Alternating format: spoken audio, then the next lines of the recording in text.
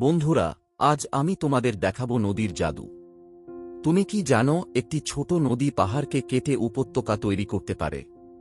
কখনো কখনো নদী এত শক্তিশালী হয় যে গিরিখাত, ক্যানিয়ন এবং বিশাল জলপ্রপাতও গড়ে তোলে। আজ আমরা শিখব উচ্চগতিতে ক্ষয়ী কাজের ফলে গঠিত ভূমিরূপসমূহ।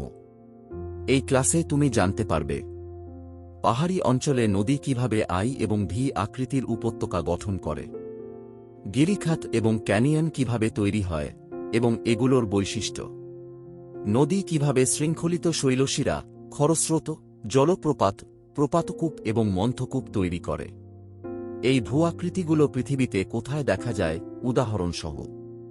আজকের ক্লাস শেষে তুমি কেবল এই ধারণাগুলো মনে রাখবে না, বরং নদীর কার্যক্রমের বাস্তব উদাহরণও চিনতে পারবে। চলো শুরু করি এবং ধীরে ধীরে দেখি নদী কিভাবে আমাদের পৃথিবীকে আকৃতি দেয়। 1. আই এবং ভি আকৃতির উপত্যকা। প্রথমে দেখি আই এবং ভি আকৃতির উপত্যকা। পার্বত্য অঞ্চলে নদী খুব দ্রুত বয়ে যায়। যখন নদীর তলদেশ বেশি ক্ষয়প্রাপ্ত হয় কিন্তু পার্শ্বদিক কম ক্ষয়প্রাপ্ত হয়, তখন উপত্যকাটি খুব সংকীর্ণ ও গভীর হয়ে আই আকৃতি নেয়। পরবর্তীকালে পাহাড়ের ধস, আবহবিকার, ভূমিক্ষয় ইত্যাদির কারণে উপত্যকার পার্শ্ব বিস্তৃত হয়। তখন এটি ধীরে ধীরে ভি আকৃতির হয়ে ওঠে। উদাহরণ: হিমালয়ের বহু পাহাড়ি নদীর উপত্যকা, যেমন সিন্ধু বা ব্রহ্মপুত্র নদীর আই এবং ভি আকৃতির উপত্যকা। 2. গিরিখাত। প্রথমে গিরিখাতের ব্যুৎপত্তিগত অর্থের কথা বলি। গর্জ শব্দটি এসেছে ল্যাটিন শব্দ গর্জ থেকে, যার অর্থ সংকীর্ণ অংশ। সংজ্ঞা: বৃষ্টিপূর্ণ, অতি উচ্চ পাহাড়ি অঞ্চলে নদীর নিম্নক্ষয় অত্যন্ত বেশি হয়। ফলে নদীর উপত্যকা সংকীর্ণ এবং গভীর হয়ে যায়। এই ধরনের উপত্যকাকেই আমরা গিরিখাত বলি। সোজা কথায়, নদীর তলদেশ দ্রুত ক্ষয়ী হওয়ায় এবং পার্শ্বক্ষয় কম হওয়ায় এই গভীর ও সংকীর্ণ গিরিখাত তৈরি হয়। উৎপত্তি: কিভাবে তৈরি হয়? পাহাড়ি অঞ্চলে খাড়া ঢাল এবং কঠিন শিলা থাকলে নদী প্রবাহ খুব শক্তিশালী হয়। নদী প্রবল গতিতে বয়ে গেলে অবঘর্ষ প্রক্রিয়া শুরু হয়। ফলে নদীর তলদেশ অনেক দ্রুত ক্ষয়প্রাপ্ত হয়। পার্শ্বদিক কম ক্ষয়প্রাপ্ত হওয়ায় উপত্যকা সংকীর্ণ থাকে। ধীরে ধীরে এই ভি আকৃতির উপত্যকা আরও গভীর হয়ে গিরিখাতে পরিণত হয়। বৈশিষ্ট্য: গিরিখাতের প্রধান বৈশিষ্ট্যগুলো হল: সাধারণত নদীর নিম্নক্ষয়ের কারণে তৈরি হয়। আকৃতি প্রায় ইংরেজি ভি অক্ষরের মতো। নদী খুব গভীর এবং সংকীর্ণ হয়ে থাকে। আর্দ্র পাহাড়ি অঞ্চলে নদীর গতিপথে ভূমি ঝুঁকি বেশি হওয়ায় বেশি দেখা যায়। উদাহরণ: পৃথিবীতে অনেক বিখ্যাত গিরিখাত আছে। চলো কিছু উদাহরণ দেখি।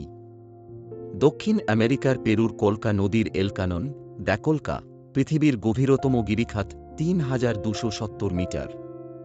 হিমালয় পর্বতে অসংখ্য গিরিখাত দেখা যায়, যেমন কালীগণ্ডকী গিরিখাত বা অন্ধ গোলচি, ৫,৫৭১ মিটার, নেপাল হিমালয়ে। চীনের ইয়াংসিকিয়াং নদীর ইচাং গিরিখাত ২৫০ কিমি দীর্ঘ এবং এটি পৃথিবীর দীর্ঘতম গিরিখাত।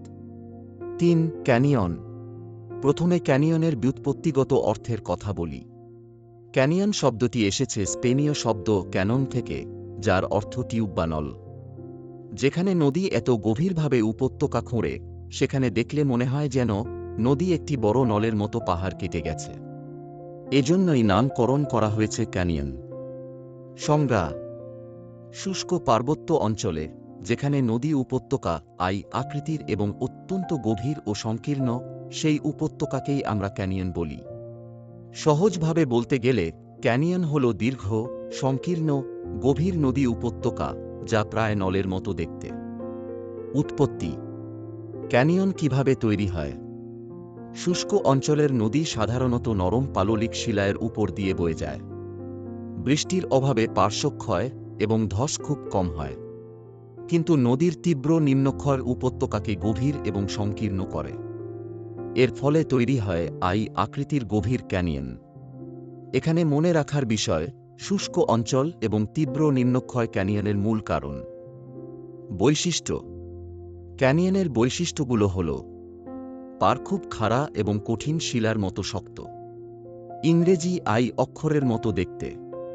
সাধারণত শুষ্ক অঞ্চল এবং কোমল শিলা, চুনাপাথর, বেলেপাথর, কংলোমারেটের উপস্থিতি বেশি। নদীগুলি সাধারণত খরস্রোতা এবং প্রবল গতিতে বয়ে যায়। উদাহরণ: পৃথিবীতে অনেক বিখ্যাত ক্যানিয়ন আছে। আমেরিকা যুক্তরাষ্ট্রের কলোরাডো নদীর গ্র্যান্ড ক্যানিয়ন পৃথিবীর বৃহত্তম ক্যানিয়ন। ভারতের শিলাবতী নদীর গনগনি ভারতের গ্র্যান্ড ক্যানিয়ন বলা হয়।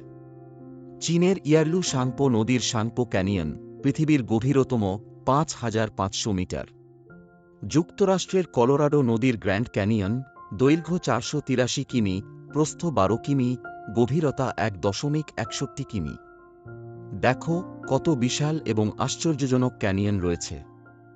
৪. শৃঙ্খলিত শৈলশিরা ব্যুৎপত্তি। প্রথমে শৃঙ্খলিত শৈলশিরা নামের অর্থ দেখো। ইন্টারলকিং মানে পরস্পর আলিঙ্গন হওয়া। সপুর মানে পাহাড়ের অভিক্ষিপ্ত অংশ, অর্থাৎ নদীর পথের মধ্যে পাহাড়ের শৈলশিরাগুলি এমনভাবে বিন্যস্ত থাকে যেন তারা পরস্পরের সাথে জড়িয়ে আছে। সংজ্ঞা: কখনো কখনো পাহাড় বা শৈলশিরা নদীর পথে এমনভাবে বাধা সৃষ্টি করে যে নদী এই বাধাগুলি এড়াতে শৈলশিরার পাদদেশ ক্ষয় করে বেঁকে বেঁকে চলে। দূর থেকে দেখলে মনে হয় যেন পাহাড়ের শৈলশিরাগুলি শৃঙ্খলিত বা আবদ্ধ অবস্থায় রয়েছে। একে আমরা শৃঙ্খলিত শৈলশিরা বলি। বৈশিষ্ট্য: এই শৈলশিরার বৈশিষ্ট্যগুলো হল: নদীর গতিপথ চোখের আড়ালে চলে যায়, তাই পাহাড়ের আকারের মধ্যে নদী লুকিয়ে থাকে। সাধারণত মৃদু ঢালবিশিষ্ট পাহাড়ি অঞ্চলে দেখা যায়। শৈলশিরাগুলোর আকার কুমিরের দাঁতের মতো, তাই একে বলা হয় কুম্ভীর দন্তবিন্যাসী শৈলশিরা। নদী যখন এই শৈলশিরার মধ্যে দিয়ে বয়ে যায়, মনে হয় নদী শৈলশিরার মধ্যে আটকে গেছে। উদাহরণ: পৃথিবীতে শৃঙ্খলিত শৈলশিরার কিছু উদাহরণ: হিমালয় পার্বত্য অঞ্চলে তিস্তা, তোর্ষা, মহানন্দা নদীর পথ। গঙ্গার ঊর্ধ্বগতি এবং হিমালয়ে মন্দাকিনী নদী, এখানেও দেখা যায় শৃঙ্খলিত শৈলশিরা। দেখো নদীর পথ কিভাবে পাহাড়ের সাথে খেলছে, যেন পাহাড় নদীকে বাঁক নিতে বাধ্য করছে। ৫. খরস্রোত। প্রথমে জানব সংজ্ঞা। পার্বত্য অঞ্চলে যখন নদীর পথে কঠিন ও কোমল শিলাস্তর পাশাপাশি থাকে এবং উল্লম্ব বা তির্যকভাবে অবস্থান করে, তখন কোমল শিলা দ্রুত ক্ষয়প্রাপ্ত হয়। ফলে নদীর মধ্যে ধাপে ধাপে দ্রুত গতিসম্পন্ন জলস্রোত তৈরি হয়, যাকে আমরা খরস্রোত বা র্যাপিডস বলি। সহজভাবে বললে, নদীর মধ্যে ছোট ছোট জলপ্রপাতের মতো ধাপ সৃষ্টি হয়, যার কারণে নদীর জল দ্রুত বয়ে যায়।